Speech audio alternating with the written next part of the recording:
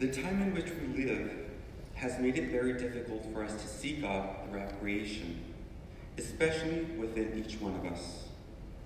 All of the violence, disrespect, and indifference that exists has blinded many of God's love, his goodness, even of his very own existence.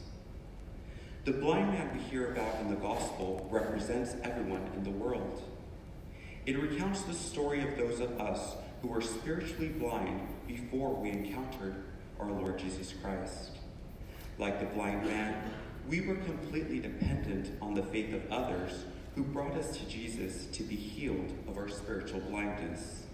We have our parents and our friends, and even possibly a stranger to thank, for it was their faith that helped us find Jesus. The blind man also represents everyone else who is currently suffering from spiritual blindness. Just like we depended on someone else's faith, others are dependent upon our faith so that they can encounter God. In the first reading today, James tells us, "Put away all filth and evil excess, and humbly welcome the word that has been planted in you and is able to save your souls." The word that has been planted in us has been our faith. James tells us that it is important for us to exercise our faith because in doing so, God's glory radiates and illuminates the spiritual darkness in which we live. If Jesus wanted to, he could have healed the blind man by simply using his word, but he doesn't. He decides to use his body. First, he takes the man by the hand, showing us that God is always the one who leads us. Then Jesus places spittle on his eyes and laid his hands on him. In the healing story we heard about today, we hear that Jesus utilized his physical body as an instrument to heal. However, it is not the only time that Jesus utilized his body to heal. When Jesus died on the cross, the death of his physical body healed all of creation and restored our relationship with God. It even healed some from their spiritual blindness, like the centurion who pierced Jesus' side.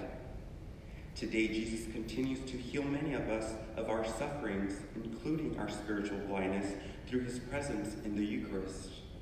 Further, through the guidance of the Holy Spirit, Jesus continues to heal many of their spiritual blindness through his mystical body. All of us who are baptized form part of Christ's mystical body. When we place our faith into action, God's mystical body is made visible.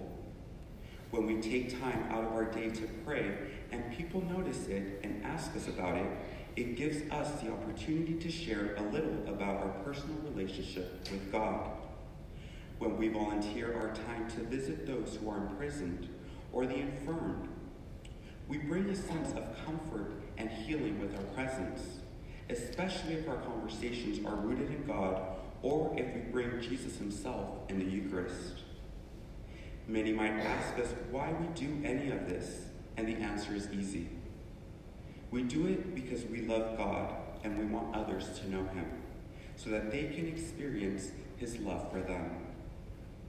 Let us continue to place our faith into practice so that we continue to make God's mystical body visible and aid in healing the spiritual blindness of others, so that God's glory radiates and dispels the spiritual blindness that exists throughout the world.